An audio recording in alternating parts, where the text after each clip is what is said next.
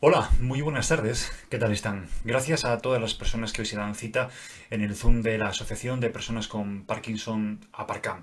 Pasan un par de minutos de las 5 de la tarde y hoy nos damos cita para hablar sobre síntomas, trastornos y calidad de vida en las personas con Parkinson, y especialmente vamos a poner hoy el foco en los trastornos del movimiento en personas con Parkinson. Mi nombre es Pedro García Recover, soy el responsable de comunicación de la Asociación de Personas con Parkinson Aparcam, y desde la junta directiva, con Emilio Rodríguez a la cabeza y su directora Azucena Balandín, les damos las gracias por estar hoy aquí en esta conexión de Zoom. Déjeme comenzar dando las gracias a las personas que se están conectando ya a esta sesión y que han tomado interés durante estos últimos días por tener un mayor conocimiento sobre estos aspectos del Parkinson, en este caso relacionados con el movimiento. A todas las personas, bienvenidos, bienvenidas por darse cita hoy aquí en esta sesión que promueve la asociación Aparcam. También, por supuesto, dar las gracias al Ayuntamiento de Alcorcón y Leganés, a sus concejalías más implicadas con la salud y lo social. También, por supuesto, a sus áreas de comunicación por hacer visible esta sesión y que, por supuesto, más y más gente puedan conocer estos aspectos tan importantes para las personas con Parkinson y, por supuesto, también para sus familiares. Gracias, por supuesto, al Ayuntamiento de Alcorcón y Leganés, sí, y también al Hospital de Alcorcón por hacerse eco, por tomar importancia y por valorar esta sesión que hoy tenemos, además con una de sus principales expertas entre nuestras ponentes. Como les decía, tanto la junta directiva como la directora de la asociación hoy están presentes entre el público, entre la sala, entre la audiencia. Déjenme también, por supuesto, contextualizar sobre la historia y el trabajo de Aparcam. Aparcam es una entidad que nace en el año 2003 y que presta una atención especializada donde el paciente está en el centro, en los municipios de Alcorcón y Leganés. En estos municipios de la Comunidad de Madrid, Aparcam tiene sede, gracias también, por supuesto, a estos ayuntamientos que acabamos de citar, Alcorcón y Leganés, y es donde el equipo multidisciplinar de la asociación, el maravilloso equipo, el gran elenco de profesionales que dan soporte desde psicoterapia, desde distintas áreas de la rehabilitación, como la fisioterapia, musicoterapia, etcétera, dan ese trabajo especializado, atento a cada una de las personas que pasan por los talleres, las sesiones y, en definitiva, los servicios de rehabilitación que ofrece Aparcam, como les digo, desde el año 2003. Es muy valioso, es muy importante situar al paciente en el centro, conocer sus necesidades y abordarlas desde este servicio de atención multidisciplinar. Antes de comenzar las ponencias y presentarles a las personas que van a exponer esta tarde, si les pedimos por favor que silencien sus micrófonos, es realmente valioso, ya que la comunicación va a ser grabada y va a estar a disposición de todos ustedes en breves momentos. Que silencien los micrófonos, sobre todo también por el respeto y la tranquilidad y la concentración de las ponentes. Y como le hemos dicho, la sesión está siendo grabada y en poco tiempo estará ya a su disposición para que la puedan visualizar en el canal de YouTube de la asociación Aparcam.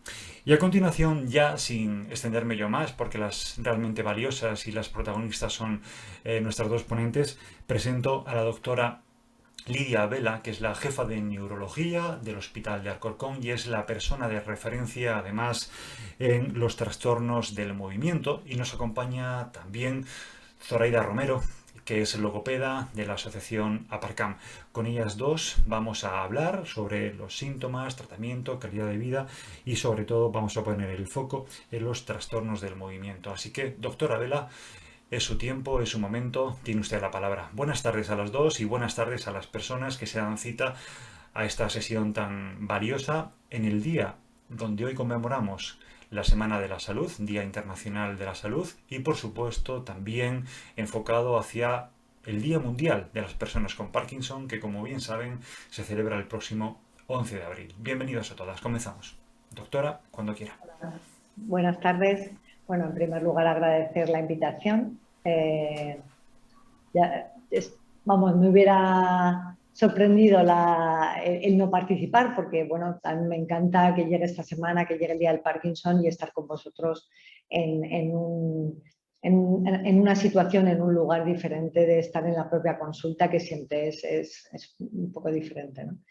Yo quería también dar las gracias al hospital y al ayuntamiento. No sabía que iba a estar Vicky hoy aquí, pero y a Azucena, que me encantó como lo que dijo el otro día en la reunión. Yo creo que es una iniciativa excelente lo de unir las asociaciones con el hospital. Yo le pediría a Vicky y le pediría a Modoaldo que la de Parkinson esté en la línea de salida. Bueno, pues porque, hombre, yo creo que se trabaja mucho, se trabaja bien y desde hace muchos años. Y entonces tenemos mucho que decir, ¿no? Vale, entonces, sin más voy a hablar ya de lo que me han encargado. A ver si soy capaz, sí. ¿No? ¿Está? ¿Lo veis bien? Sí, Sí, Lidia, perfecto. Está Adelante. compartida la Vale. pantalla. Entonces, me encargaron hablar de los síntomas motores de la enfermedad, cómo tratarlos. Pero hace mucho que no hablo para los pacientes de la asociación y me parecía muy poco. Entonces, bueno, pues os voy a contar un poco todo lo que es el Parkinson en unas pocas diapositivas y luego hablaremos del tratamiento y de los síntomas. Pero un poco me gustaría hablar de todo en general, ¿no? A ver si somos capaces de seguir. Entonces, la enfermedad de Parkinson, bueno, en mayúsculas o en letra más grande, lo que se ve es lo que me habéis encargado, síntomas, tratamiento, pero un poco para hablar de todo. La enfermedad de Parkinson es la segunda enfermedad neurodegenerativa más frecuente, con una incidencia entre 5 y 35 pacientes por 100.000 habitantes año, que aumenta con la edad. Es una enfermedad que, aunque se presenta en pacientes jóvenes, fundamentalmente se presenta por encima de 65 años y tiene una prevalencia variable. En España no hay buenos estudios epidemiológicos, pero se habla de alrededor de 360 por 100.000 habitantes. Es más frecuente en varones, sobre todo en personas mayores. En Alcorcón, que yo he calculado, bueno, se sabe que tiene 170.000 habitantes, pues habrá al año, se diagnosticarán entre 20 y 40 pacientes nuevos de enfermedad de Parkinson y en total, pues en mi consulta yo tengo más de 400 pacientes, pero es verdad que veo pacientes de Móstoles también, ¿no? Se desconoce cuál es la causa o la etiología de la enfermedad de Parkinson, pero se sabe que intervienen factores genéticos y factores ambientales. Antes, cuando yo empecé en el Parkinson, hace casi 30 años, hablábamos solamente, bueno, no sabíamos cuál era la causa ni sabíamos si existía la genética en el Parkinson, porque de hecho el tener un familiar afecto de enfermedad de Parkinson casi te lo excluía. Pero actualmente se sabe que existen muchas mutaciones, cada año se descubren, y dentro del mismo gen diferentes mutaciones. Bueno, pues se sabe con certeza que el 10% de los pacientes tienen alguna mutación, o sobre todo en pacientes más jóvenes. Luego, dentro de los factores ambientales, bueno, se habla de pesticidas, traumatismos craneoencefálicos, agua de pozo, y se sabe que hay factores protectores, aunque no muchos, como son el fumar, los cigarrillos y el café como antioxidante. Como sabéis, la enfermedad de Parkinson fundamentalmente se caracteriza por una pérdida de neuronas en la sustancia negra. Esta es la sustancia negra de una persona, esto es el mesencéfalo, la zona más baja del cerebro, por debajo justo. Esta es la sustancia negra de una persona sin enfermedad de Parkinson, y esta, que está mucho más clarita, es la sustancia negra de una persona con enfermedad de Parkinson. Aquí se ven las neuronas, esto sería de una persona sin Parkinson, la pérdida neuronal de una persona con Parkinson. Entonces, en estas neuronas se depositan unas sustancias que es una proteína, la alfa-sinucleína, que forman cuerpos de Levy. Entonces, al principio se pensaba que fundamentalmente y casi exclusivamente estaba afectado la sustancia negra, pero ahora se sabe que existe que el Parkinson no es una solo afectación de la sustancia negra, sino que es una enfermedad multisistémica, es decir, se afectan diferentes partes del cerebro. Entonces, si aquí está el mesencéfalo, donde señalo en la fotografía de la izquierda, parece que el depósito de cuerpos de Levy comienza en el bulbo, pasa a la protuberancia, el mesencéfalo, y de ahí ya se extiende por la corteza. Y muchos de los síntomas que presentan los pacientes están en relación con el depósito de estos cuerpos de Levy a nivel del cerebro. El paso de cuerpos de Levy de una zona a otra, y esto es importante para lo que voy a hablar al final en cuanto a investigación, uno de los mecanismos por el que se produce la enfermedad es el paso de estos cuerpos de Levy de neurona a neurona. Entonces, bien en una neurona que está afectada pero sana, puede pasar a través de las dendritas y los axones, o una neurona que se muere libera la alfa-sinucleína y es captada por el resto de las células. Entonces, la progresión en parte parece que se debe a esto, a que va pasando la alfa-sinucleína de célula a célula, y eso hace que se extienda a lo largo del neuroeje. Entonces, ¿cuáles son los síntomas de la enfermedad de Parkinson?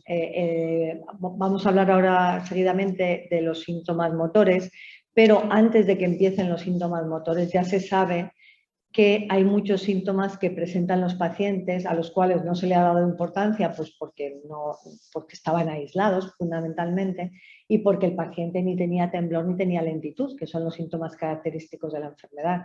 Entonces, la pérdida del olfato es típica y precede a la enfermedad de Parkinson durante muchos años. No todos los pacientes lo presentan, pero muchos sí. El estreñimiento es también muy frecuente y puede presentarse 10-15 años antes del diagnóstico de Parkinson. Alteraciones del sueño como trastornos de conducta del sueño REM. Yo siempre que veo a los pacientes por primera vez y durante toda la evolución les pregunto si por la noche gritan, se pelean, se mueven mucho. Son pacientes, en condiciones normales estamos paralizados cuando estamos dormidos, o sea, cuando soñamos. La fase esta del sueño REM, estamos paralizados y por eso lo que soñamos estamos inmóviles. Pero cuando hay un trastorno de conducta, y es típico en los pacientes con enfermedad de Parkinson, estamos dentro del sueño y estamos con capacidad de movernos, con lo cual, pues si nos están atacando, luchamos, si nos están persiguiendo, corremos, y eso hace que los pacientes durante muchos años antes de la enfermedad pueden presentar este tipo de trastorno. El ánimo también puede afectarse, muchos pacientes debutan con un ánimo bajo, con depresión, y hay otros síntomas no motores como el dolor o hipersomnia diurna o alteraciones cognitivas muy sutiles que también pueden preceder a la enfermedad.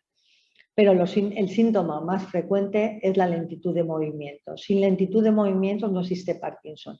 Y la lentitud puede ser tan pequeña como una disminución de braceo durante la marcha, o como una dificultad para hacer un mini puzzle que teníamos, que antes lo hacíamos perfectamente. O sea, pueden ser cosas muy sutiles, pero siempre tiene que haber lentitud para que haya enfermedad de Parkinson.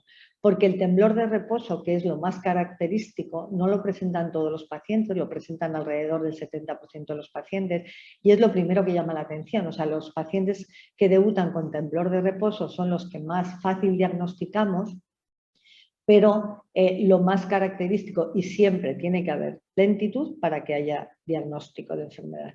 Y luego la rigidez, que también es muy característico. Nosotros siempre movemos pasivamente el brazo del paciente, pues así como se ve en mi vídeo, ¿no? Para notar esa rigidez, ese aumento de tono que tienen los pacientes habitualmente en la zona más afectada. La enfermedad de Parkinson, en un porcentaje muy alto de pacientes, empieza en un lado, es unilateral, y casi siempre se mantiene de forma asimétrica. Aunque evolucionan los dos lados, pero siempre hay una asimetría. Hay pacientes, por el contrario, que son simétricos, pero son los menos. La simetría nos tiene que hacer pensar que igual no es una enfermedad de Parkinson, pero ya digo que hay pacientes que por supuesto son simétricos. Los pacientes pueden quejarse de trastornos de la marcha, arrastrar los pies, tener un poquito el tronco flexionado. En general, todas las articulaciones tienden a la flexión, el tronco, las rodillas, los brazos. Entonces el paciente tiene que intentar siempre estirarse. Yo siempre os digo en la consulta, venga, pegaros a la pared, estiraros, estirad el tronco, poned los brazos para atrás, porque la tendencia siempre es a la flexión y si el paciente no pone de su parte para extenderse, cada vez la flexión va más y luego ya aparecen deformidades. Entonces es mejor que se sepa desde el principio que hay que intentar siempre extender el tronco fundamentalmente, pero también las piernas. La disartria, que es la dificultad para pronunciar correctamente, también pueden presentar algunos pacientes.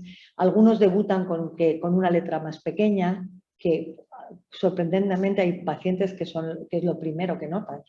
Y luego ya en fases más avanzadas en general puede haber alteración del equilibrio o sensación de que los pies se quedan pegados al suelo cuando andan, sobre todo en el giro, cuando empiezan la marcha o al llegar a su sitio.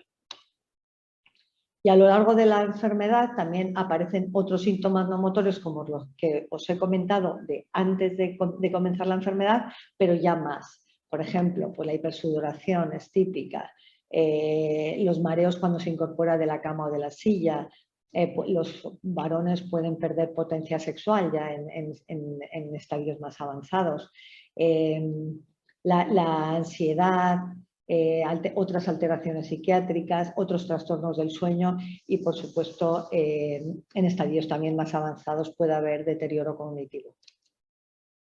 El diagnóstico ya os he dicho que es clínico, siempre tiene que haber lentitud o rigidez y temblor. Los pacientes que tienen temblor tienen los tres, los pacientes que no tienen temblor pues tienen que tener lentitud y rigidez. Siempre o muchas veces pedimos una prueba de imagen para descartar otras patologías, pues por ejemplo una hidrocefalia normotensiva del adulto puede debutar con un parkinsonismo o un tumor frontal. En general no es así porque cuando decimos casi siempre que un paciente tiene Parkinson, la resonancia y el escáner son normales. Y luego el data scan, que es esta fotografía que veis aquí, es lo que mide el número de forma indirecta, pero el número de neuronas que hay en el mesencéfalo, en la sustancia negra, las neuronas microestriatales. Entonces esto sería en una persona que no tiene enfermedad de Parkinson, que como veis tiene forma como de alubia y está en los dos lados correcto. Y aquí en este lado, este sería el lado derecho, con lo cual correspondería a un paciente con enfermedad de Parkinson de predominio izquierdo. Este sería casi normal, pero este estaría bastante afectado, con lo cual pues tendría temblor, rigidez, lentitud en el lado izquierdo. La enfermedad de Parkinson es una enfermedad degenerativa y progresa a lo largo de los años, pero es verdad que gracias a las medicaciones que tenemos, pues intentamos que los pacientes se mantengan en la mejor situación el mayor tiempo posible, ¿no? Pero es verdad que bueno, pasados muchos años puede haber complicaciones, lo que hemos hablado, alteraciones cognitivas, etcétera. Con respecto al tratamiento de la enfermedad, es importantísimo las medidas no farmacológicas. Yo lo primero, en cuanto diagnostico al paciente, les comento que la parte que ellos pueden poner, lo que ellos pueden poner de su parte es el ejercicio. Es importantísimo y no es el ejercicio de un paseíto alrededor de la casa, o sea, es ejercicio. Pues cuanto más joven, más ejercicio, pero las personas mayores no solamente dar el paseíto, ¿no? Y luego hay terapias no farmacológicas como la fisioterapia, la logopedia, la musicoterapia, la psicoterapia, que solo se dan en las asociaciones de pacientes y por eso pues es importante que los pacientes acudan a la asociación. Con respecto al tratamiento farmacológico, no existe ningún tratamiento curativo ni modificador de la enfermedad.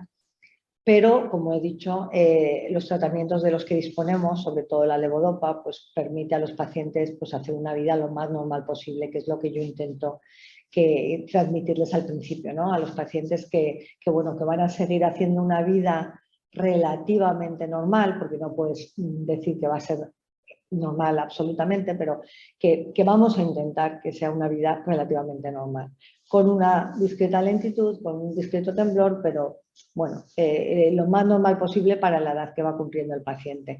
Los jóvenes es más complicado, ¿no? El tratamiento es individualizado, es decir, no todos los pacientes reciben la misma medicina, sino que depende de muchísimos factores, depende de la gravedad de la enfermedad. No es lo mismo un paciente que viene con un discreto temblor de reposo, que prácticamente no va a necesitar tratamiento, que un paciente que viene con un trastorno de la marcha que se ha caído alguna vez. El tratamiento tiene que ser un poquito más fuerte en los pacientes que están más afectados. La edad, pues también nos condiciona, porque los pacientes más jóvenes, por una parte, están trabajando, con lo cual tienen que tener una condición mejor, y por otra parte tampoco queremos que se compliquen pronto, con lo cual pues bueno, pues les damos o intentamos darles agonistas dopaminérgicos o dosis bajitas de levodopa, cuando con los pacientes más mayores pues tienes una mano un poquito más abierta. Sí, un café. Sí, sí. Con respecto a las comorbilidades también son importantes, porque bueno, pues el paciente puede tener un problema renal y entonces elegimos el tratamiento para que no le pueda afectar al riñón, o si tienen trastorno de control de impulsos, pacientes pues, que les gusta el juego, que les gusta las compras, pues intentamos no dar muchos agonistas dopaminérgicos. Dependiendo de la actividad que realiza, lo que hemos dicho, el trabajo, pero no solo el trabajo, el cuidado de nietos. Hay personas con enfermedad de Parkinson que están cuidando nietos y tienen que estar muy bien para cuidarlos. Y luego depende también de actividades sociales. Hay gente que tiene mucha vida social, ¿no? Que va a bailar, aunque tengan pues, una edad un poquito mayores, ¿no? Entonces, dependiendo un poquito de lo que el paciente nos cuente qué es lo que hace, pues ponemos un tratamiento u otro tratamiento. He hecho una pregunta, ¿no? ¿Determinan los síntomas el tratamiento inicial? Pues depende sobre todo de la severidad y de lo que le afecta al paciente. Por ejemplo, pacientes con temblor o no. No hay ningún fármaco que diga que quita más el temblor que otro. Es verdad que la levodopa, que es el mejor fármaco de todos, pues es el que teóricamente quita mejor todo. Pero hay pacientes que les das Acilet, rasagilina, y les mejora bastante el temblor, o pacientes que les das agonistas. Pero la presencia de temblor, no temblor, no hace que cambiemos el tratamiento, sí la severidad del temblor o sí la severidad del resto de los síntomas. Por supuesto, un paciente que tiene afectación de un lado, imaginaros un paciente que tiene solo temblor y solo en el lado no dominante, o sea, si es diestro, pues en el lado izquierdo, pues no es lo mismo que si tiene un paciente una afectación bilateral con un trastorno de la marcha. Quiere decir que sí que individualizamos cuando vemos al paciente, tanto al inicio como conforme vamos viendo la evolución. Entonces, con respecto al tratamiento, diferenciamos la fase inicial, que es cuando empezamos el tratamiento, y la fase de complicaciones motoras. Los fármacos prácticamente, bueno, solo se amplían un grupo de fármacos que son los inhibidores de la COMT. Los demás, todos los podemos dar inicialmente. Y entonces, el tratamiento que elegimos, lo que hemos dicho, depende de cómo esté el paciente y de lo que queremos lograr o lo que el paciente pide. La piedra angular del tratamiento de la enfermedad de Parkinson es la levodopa. La levodopa es la sustancia, o sea, la dopamina es la sustancia que fundamentalmente se pierde y que es responsable de los síntomas, y la damos de forma oral mediante el Madopar o el Sinemet. Ahora os voy a enseñar una diapositiva que explico dónde actúan estos fármacos para que veáis un poquito por qué damos estos fármacos, ¿vale? Esto sería una neurona y esto sería la sinapsis de la neurona. Las neuronas, esta sería, por ejemplo, la neurona nigroestriatal y esta es la neurona estriatal, que es donde tiene que hacer efecto. Entonces, esta es la neurona que está afectada o parcialmente afectada, que es la neurona que produce dopamina, y la dopamina que libera actúa sobre unos receptores, ¿vale? Entonces, la levodopa y el Madopar y el Sinemet entran dentro de esta neurona y se liberan aquí y actúan sobre los receptores, y luego los agonistas dopaminérgicos, de los cuales están el pramipexol, el ropinirol y la rotigotina, no necesitan esta neurona y actúan directamente sobre los receptores. Y luego la rasagilina, la safinamida, estos hacen que funcione mejor la levodopa. porque la levodopa que se libera aquí dentro de las dos neuronas, parte se metaboliza, es decir, se la comen otras sustancias que son, los enzimas, y entonces hacen que haya menos dopamina aquí. Con lo cual, estos fármacos, el Acilet, el Xadago, el Opicapone, el Entacapone, todos estos hacen que haya más dopamina entre las neuronas y por lo tanto que actúa a nivel de los receptores. Entonces, en un principio, los pacientes, cuando les damos el tratamiento, en principio todos los pacientes, si realmente se trata de una enfermedad de Parkinson, mejoran. El temblor es el síntoma que menos mejora con la medicación. Hay pacientes, como he comentado, que desaparece y hay pacientes que cuesta más que se corrija. Pero en general mejora siempre la movilidad, la velocidad con la que se hacen los movimientos, mejora la rigidez y mejora el temblor, vamos a ponerlo así, ¿no? Y así están los pacientes estables durante unos años. Es posible que cuenten, pues estoy un poquito más torpe, pues estoy un poquito, es una cosa sutil, podemos aumentar la dosis tanto de agonistas como de levodopa, pero se mantienen de una forma estable. Sin embargo, con los años aparece lo que son las fluctuaciones motoras. ¿Qué es esto? Quiere decir, cuando tomas el Sinemet, o sea, te levantas por la mañana y te levantas un poquito torpe, tomas el Sinemet, mejoras, estás muy bien, pero antes de que te toque la siguiente dosis, otra vez vuelven a aparecer los síntomas.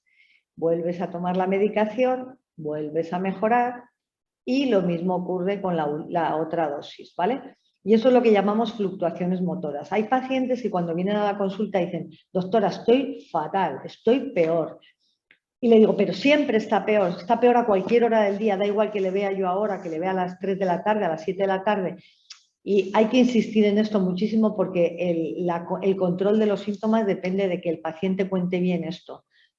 Y yo intento siempre dibujar esta curva, porque es importante saber si esto ocurre o no, porque si no ocurre, es decir, el paciente está todo el día mal, hay que subir la dosis de todas las tomas.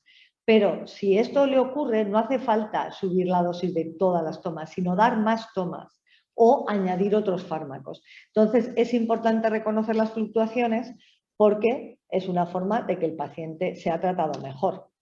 Y luego, en los picos del efecto, a veces aparecen movimientos involuntarios, que es lo que llamamos discinesias. Y también esto, pues si aparecen, si son muy importantes, pues tenemos un fármaco que es el amantadine, que mejora las discinesias, y la otra posibilidad es reducir la dosis para que no aparezcan las discinesias. Entonces, ¿de qué depende? No todos los pacientes tienen estas fluctuaciones. Entonces, ¿de qué depende? Pues depende de la severidad del Parkinson que ellos tengan y depende de los fármacos que tomen.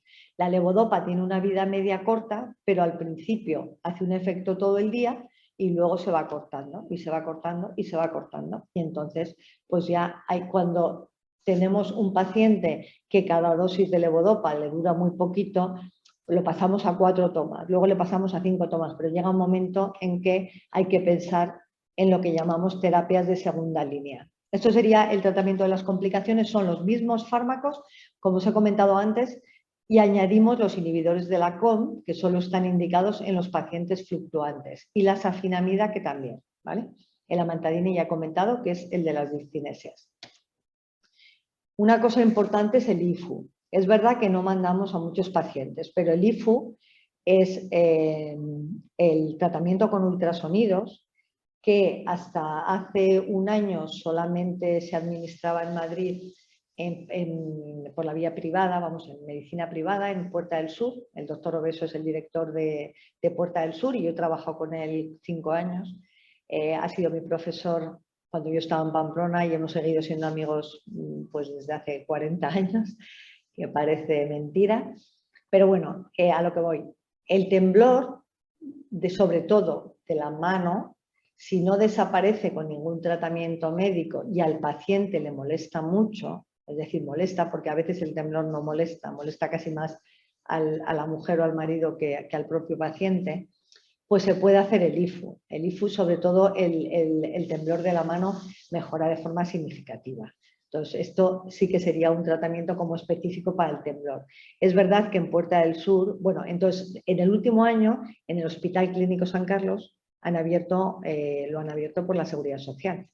Fundamentalmente se está haciendo pacientes con temblor esencial, pero también el temblor de Parkinson podría ser si un paciente pues, está afectado y no le está haciendo efecto bien la medicación.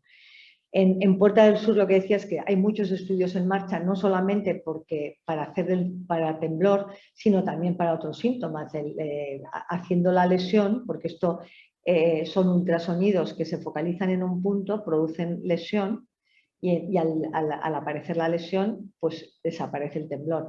Pero dependiendo de dónde hagas la lesión, puede mejorar la rigidez y puede mejorar la lentitud también. Entonces, bueno, está mucho en investigación y fundamentalmente está indicado en el temblor.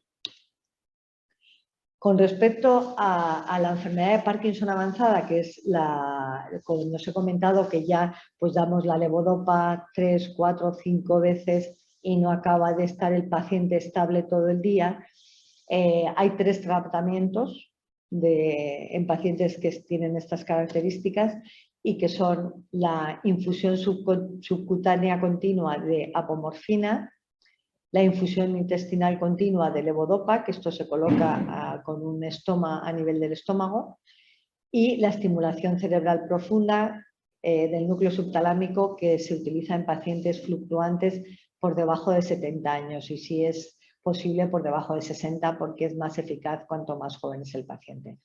Como no he venido, o sea, la charla no era de tratamientos avanzados, si queréis otro día os lo cuento, pero simplemente lo que sí es importante es conocerlo y cuando el paciente empieza a fluctuar de forma pues, más marcada, saber que tenemos otras opciones que son muy eficaces para los pacientes.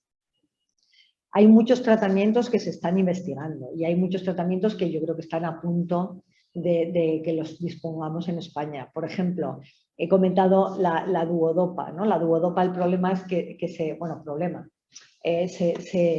se administra haciendo un estoma en el estómago y con una sonda pasa la levodopa al intestino directamente. Estabiliza de forma llamativa, pero es verdad pues, que hay que hacer, es traumático en cuanto que hay que hacer un agujerito en la pared abdominal. Y ahora se está investigando la duodopa subcutánea, lo mismo, pero poniéndolo a través de la piel, o sea, por debajo, pinchando con una agujita. Y eso pues va a ser bastante revolucionado porque va a intentar estabilizar al paciente pues, con un tratamiento menos agresivo. Luego, la levodopa de liberación retardada, el Ritari, que hace ya como 3 o 4 años que está en Estados Unidos y yo no sé el motivo por el que en Europa, que en España no está comercializado, pero yo creo que no está comercializado en Europa y permite, pues, en vez de a los pacientes fluctuantes, en vez de dar 5 dosis, pues dar 3. Entonces es interesante. Luego otros fármacos, pues la mantadina de liberación retardada, la levodopa inhalada, que se aspira como si fuera el Ventolino, como si fuera un broncodilatador y que hace un efecto a los 10 minutos para sacar de los off de las situaciones malas y dura hasta 60 minutos. La apomorfina, en vez de pinchada, también ha salido o va a salir al mercado la apomorfina sublingual, que lo mismo te recupera del off en 15 minutos y hasta 90 minutos puede estar el paciente bien. Luego otros tratamientos pues, para otras complicaciones, ¿no? Pero bueno, quiero decir con esto que se está investigando mucho y que bueno, pues siempre tenemos la esperanza de que los pacientes sigan estando bien y mejor de lo que están, ¿no? Y por último, a mí siempre me gusta cuando hablo a los pacientes hablar de la investigación. Yo creo que es muy importante. O sea, si no se investigaran, si no se hicieran ensayos clínicos, no estaríamos donde estamos. O sea, los pacientes no estarían tan bien. Habrá pacientes que digan, pues no estoy tan bien. Pues claro, hay pacientes que no están tan bien, pero muchos pacientes están muy bien gracias a que se ha investigado, a que se han salido nuevos fármacos, a que la industria ha puesto de su... Bueno, no será altruista, será porque que luego quieren ganar dinero. Yo no digo el motivo, pero claramente los fármacos se desarrollan porque hay una empresa farmacéutica detrás, porque hay unos médicos detrás y porque hay unos pacientes detrás. Porque si los pacientes no quieren participar en ensayos, nunca se van a descubrir nuevos fármacos, porque es obligatorio que haya ensayos clínicos para que salgan nuevos fármacos al mercado. Entonces, yo creo que en Alcorcón tenemos la suerte de que yo participo en varios ensayos clínicos. Es verdad que tengo la suerte yo de que en general la gente colabora y dice que sí, pero bueno, yo insisto en que es tarea de todos el que la investigación siga adelante. Y luego, otra de las cosas que también lo he contado en alguna de las reuniones es lo de la donación de tejido cerebral. Aquí tenemos la suerte, porque no lo tienen otros hospitales, de tener un banco de cerebros excelente que bueno, pues se utiliza para investigar aquí y para investigar fuera de aquí. O sea, nos piden, iba a decir trozos, pues trozos, es como, bueno, parafina de cerebro para investigar en otros hospitales, pues porque están haciendo investigaciones importantes. Entonces, la donación de cerebro, tanto del paciente con enfermedad de Parkinson, el paciente con otros parkinsonismos, el paciente, la persona que no tiene Parkinson. El cerebro, tanto el sano como el enfermo, es fuente de investigación y una vez que nos morimos realmente el cerebro o se quema o se entierra. Quiero decir, no sirve. Y yo, bueno, pues me gustaría que todos nos concienciáramos de la importancia. Estos son un ensayo que ya estamos haciendo, que ya no se pueden incluir pacientes, pero el PADOVA, que sí que se pueden incluir pacientes, son pacientes en general pacientes con poco tiempo de evolución, menos de 3 años, y lo que se ha visto es con la misma molécula que el Pasadena, que lo que hace es evitar, antes os he comentado que la alfa-sinucleína pasa de célula a célula. Entonces, este fármaco, el prasinezumab, lo que hace es evitar que pase la alfa-sinucleína de célula a célula, bloquea con los anticuerpos la alfa-sinucleína. Entonces, si este es uno de los mecanismos por el que se progresa la enfermedad y lo bloqueamos, bueno, pues quedarán otros, pero por lo menos bloqueamos uno. Y se ha visto en el Pasadena, en los análisis que se han hecho, que los pacientes están mejor. Entonces, ahora estamos reclutando pacientes para el PADOVA, que es un poco diferente del anterior, es pacientes de menos de 3 años que estén con levodopa, fundamentalmente. Entonces, bueno, os lo cuento porque os lo voy contando conforme va viniendo el paciente, pero bueno, pues así lo sabéis. Y nada, y muchísimas gracias por escucharme. Gracias a la doctora Vela por su brillante presentación. En síntesis y dando unas pinceladas y resumiendo su formidable presentación para además actualizarnos algunos conceptos y conocimientos, incluso tratamientos actuales y ensayos, decir que bueno, la doctora Vela ha hablado sobre cómo es el acceso al diagnóstico para las personas con Parkinson, cuáles son los síntomas iniciales, como hemos visto, qué tipo de medicación, cuáles son los tratamientos, y algo muy interesante, lo que ha puesto el foco y la atención ahora es en la investigación, en cómo la industria farmacéutica se pone toda la atención, todo el esfuerzo, todos los procesos y mecanismos que tiene a su disposición para mejorar la calidad de vida del paciente, y cómo la propia doctora nos está informando de que ya está dirigiendo en este momento varios ensayos, algunos de ellos ya cerrados, con lo cual ahora toca investigar y obtener datos acerca de ello. Y sí que me consta, llevo poco tiempo en la Parcam, pero sí que me consta las ganas de colaborar desde la asociación y por parte de sus socios en ese tipo de investigación para sumar al talento de la doctora Vela, a su equipo y por supuesto a la investigación en común. Sí, me gustaría añadir, quiero decir, lo de los laboratorios farmacéuticos, por supuesto, pero es verdad que tenemos también la Universidad de Juan Carlos, que también investiga muchísimo en Parkinson, el CINAC de Puerta del Sur investiga muchísimo en fármacos, hoy en Parkinson. Quiero decir, aquí hacemos estudios también, que no son ensayos, o sea, que estamos en este área, concretamente, estamos muy puestos en investigación. Sí, sí.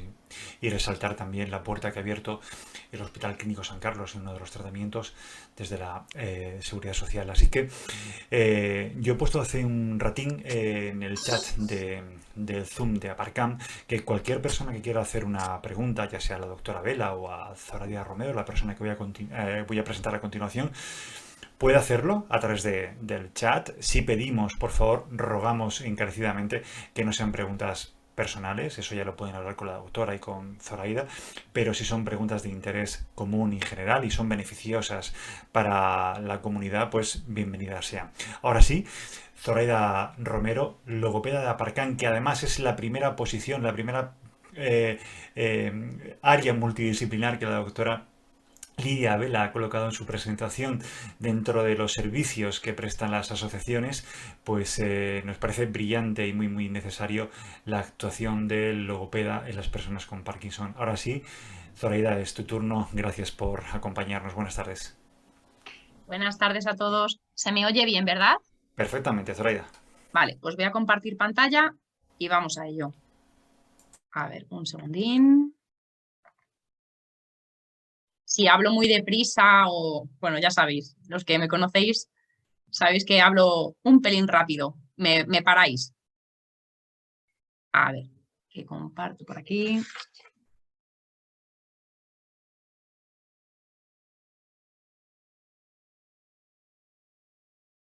Ahora. Vale. Vale, pues yo voy a hablar de la logopedia y la enfermedad de Parkinson, ¿vale? Un segundo, que es que os veo aquí en medio. Necesito echaros... Es lo bueno que tiene esto, Zoraida, que nos puedes mover a todos hacia el lado que tú quieras. Derecha, izquierda, arriba o abajo. Tómate tu tiempo, colócanos a todos y nada, pues como tú quieras. Vale, ahora ya. A ver. Vale, pues vamos a hablar. Bueno, primero me iba a presentar, ¿vale? Os explicaré quién soy, qué es la logopedia, los síntomas de la enfermedad de Parkinson que trabajamos en logopedia, los beneficios de la terapia para los pacientes con Parkinson y algunas de las actividades que hacemos en la terapia. Vamos allá. Ahora, vale. Pues ¿quién soy? Soy Zoraida, llevo casi 10 años trabajando en Aparcam, ¿vale? Y bueno, pues desde ese tiempo he visto mucho tipo de pacientes, algunos siguen con nosotros desde que yo empecé, otros ya se han marchado. También actualmente estoy trabajando en la Asociación de Esclerosis Múltiple y por las tardes estoy trabajando en una clínica con población infanto-juvenil, ¿vale?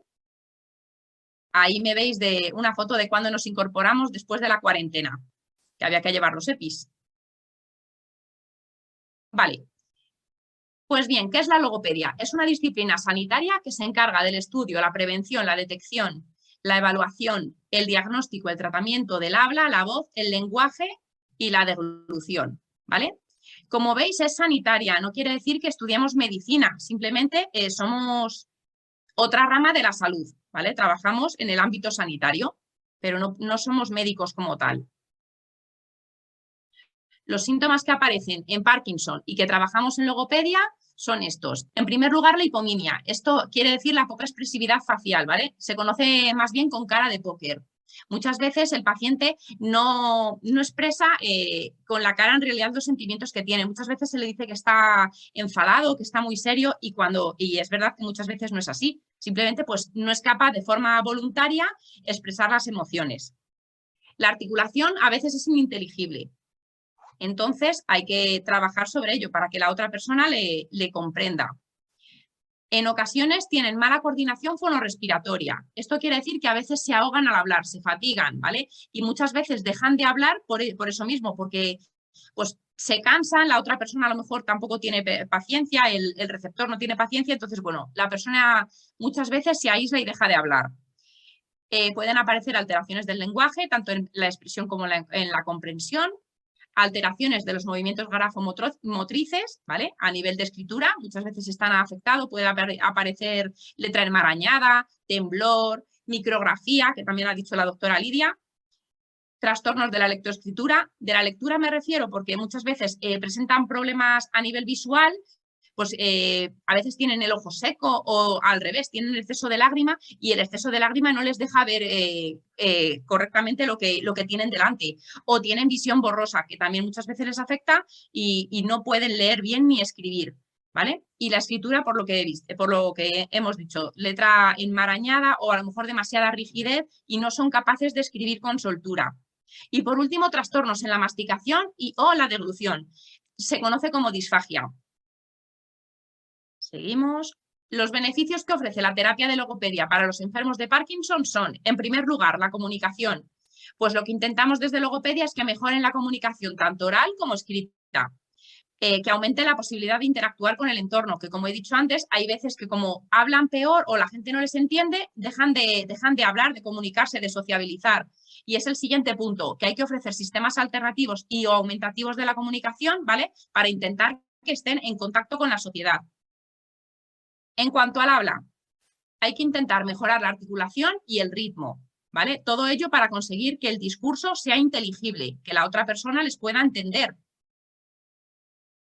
En cuanto a la voz y la respiración, pues trabajamos el volumen, la duración de las emisiones, ¿vale? Hay veces que el paciente con Parkinson tiende a tener un habla hipofónica, es decir, un habla muy bajita en volumen, o la duración de las emisiones son muy cortas. Se les agota el aire, ¿vale? Por el tema de la que no hacen bien la coordinación fonorrespiratoria y se agotan muy pronto y a lo mejor pueden decir una palabra o una sílaba porque no les da para más en ese momento el aire. Esas cosas las trabajamos dentro de la terapia de logopedia.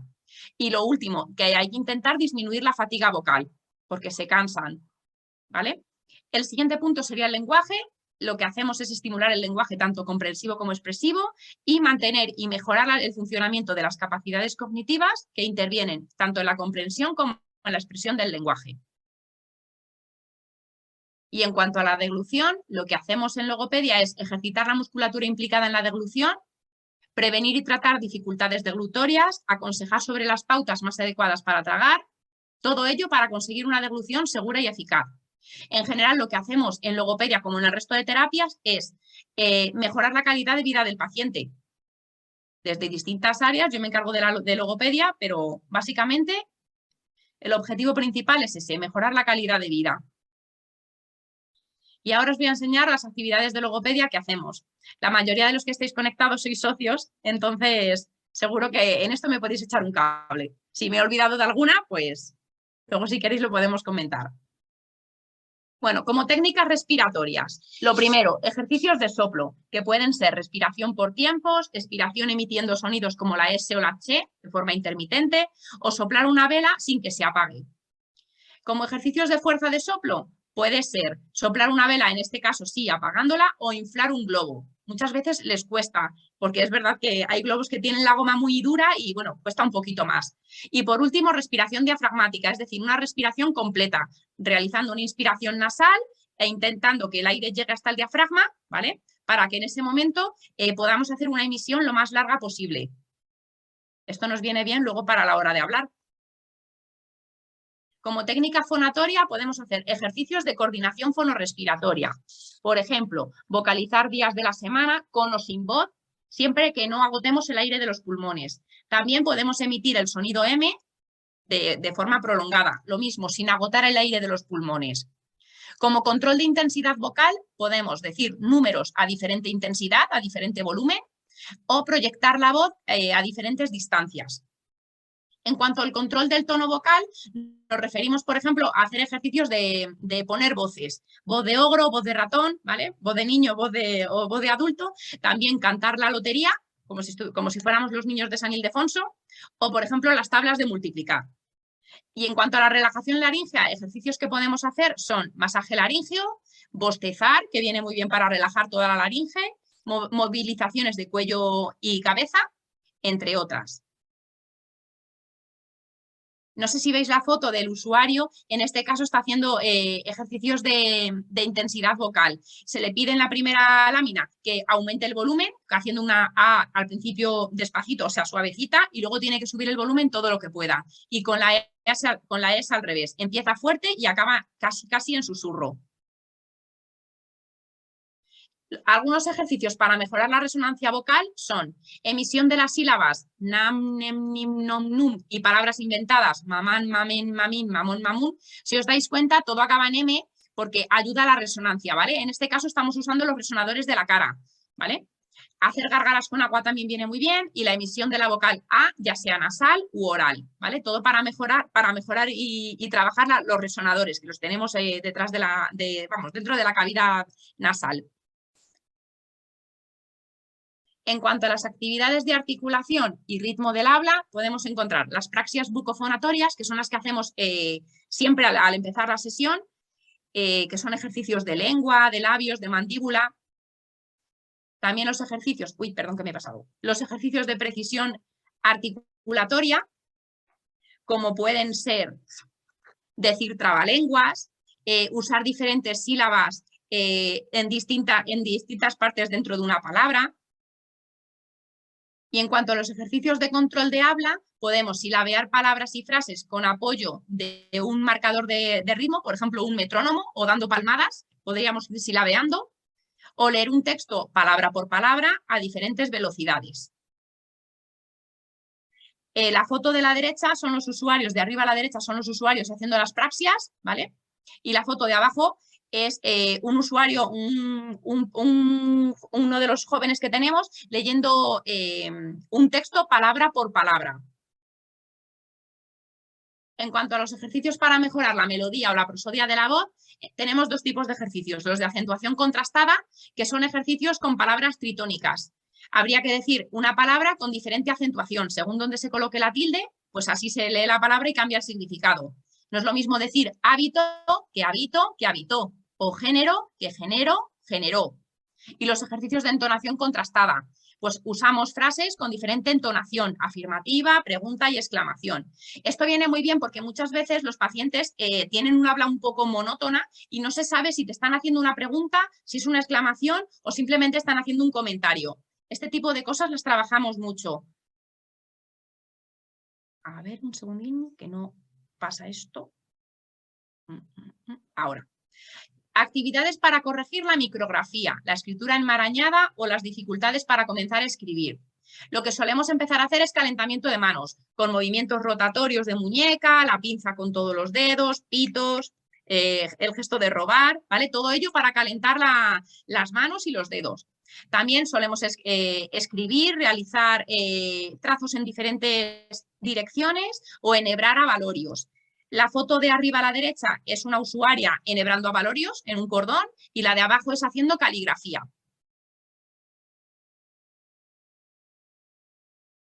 Algunos ejercicios para estimular la formación de palabras y la recuperación del léxico. El léxico es el vocabulario. Pues para ello lo que podemos hacer es formar palabras a partir de una sílaba, ¿vale? Búsqueda de antónimos, sinónimos.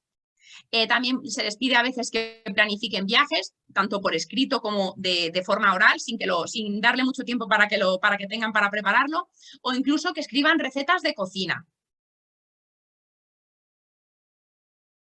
Las actividades para mejorar la hipomimia son la exageración de expresiones, ¿vale? Les pido que pongan cara contenta, triste, enfadado o sorprendido y que vayan cambiando entre una y otra. Lo hacemos más despacio, más rápido, ¿vale? Para trabajar toda la expresión facial, porque como os he dicho antes, hay veces que quieren a lo mejor sonreír y no son capaces de hacerlo de forma espontánea. Y el masaje facial, ¿vale? Para relajar la musculatura de la cara, ya que muchas veces presentan mucha rigidez. En la foto se ve a una usuaria jugando al juego de gestos que tienen que hacer con lenguaje corporal una palabra y los compañeros tienen que adivinarlo. Y lo último, actividades para la disfagia. Recordad que la disfagia son problemas tanto para la hora de masticar como de tragar. Pues lo que hacemos en logopedia es enseñarles que el cuerpo tiene que tener la postura adecuada y la cabeza también, o sea, tienen que estar lo más recto posible. Y luego maniobras deglutorias con comida o sin comida y además con bebida.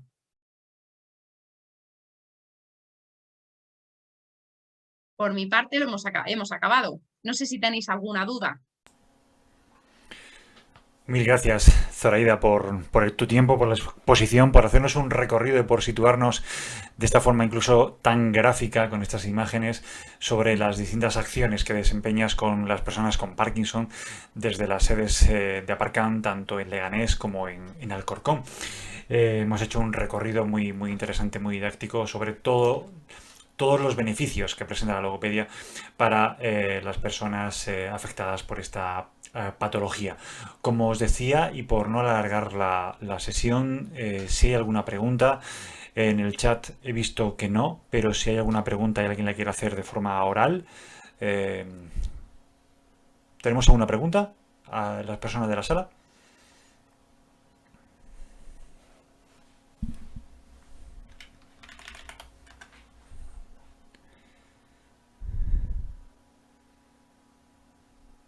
¿Todo bien? ¿Todo claro? En principio no veo nada en el chat. No veo tampoco en... ¿Todo bien? Bueno, a mí me ha Creo que sí, ha estado bastante interesante y creo que... Tenemos a Emilio. Buenas tardes. Bueno, buenas tardes, aquí estoy oyendo. Lo que pasa es que me ha cerrado a todos y no he podido expresar nada ni decir nada prácticamente. Quería haber preguntado alguna cosita, pero bueno, simplemente decir que ha mejorado mucho la investigación desde cuando yo entré ahora, porque en aquellos tiempos no sabíamos nada del tema tema este de los bolígrafos que se pinchan, es que no sé su palabra exactamente, pero veo que han mejorado muchas cosas y eso es muy positivo.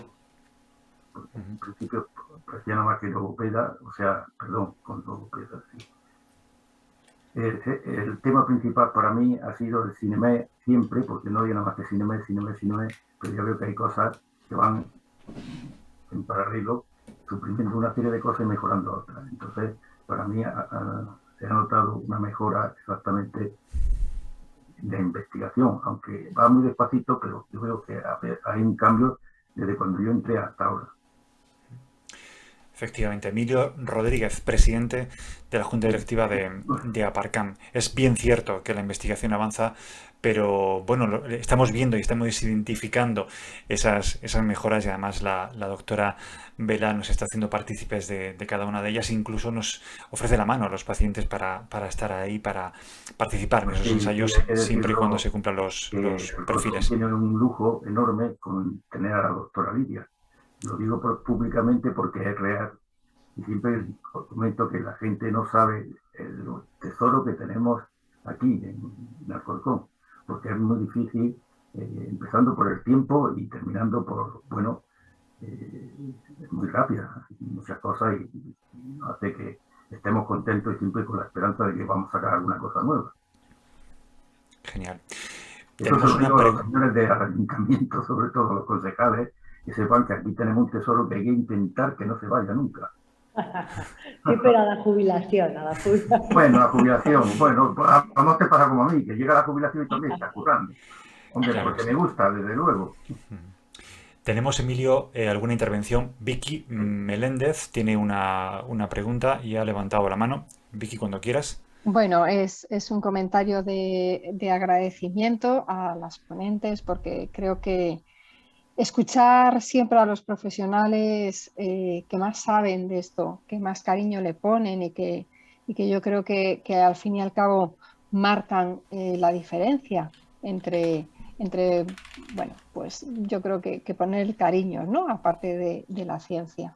Darle las gracias y darle gracias a Aparcam, porque creo que charlas así son muy necesarias para la población general, no solamente para los afectados por esta enfermedad de Parkinson y sus familias. Creo que es importantísimo la sensibilización, creo que es muy importante la concienciación y solamente dar las gracias. Desde el Ayuntamiento de Alcorcón intentamos colaborar siempre con las asociaciones de la salud. Hace muchísimos años que personalmente conozco a la Asociación de Aparcam y creo que es una de las mejores asociaciones con las que contamos por su compromiso y por su digamos, dedicación tanto a sus asociados como al resto de la población. O sea que solamente desde aquí dar las gracias a las ponentes, darle las gracias a Emilio, a Azucena y todo lo que esté en nuestra mano siempre tendrán al Ayuntamiento y a la ciudad de Alcorcón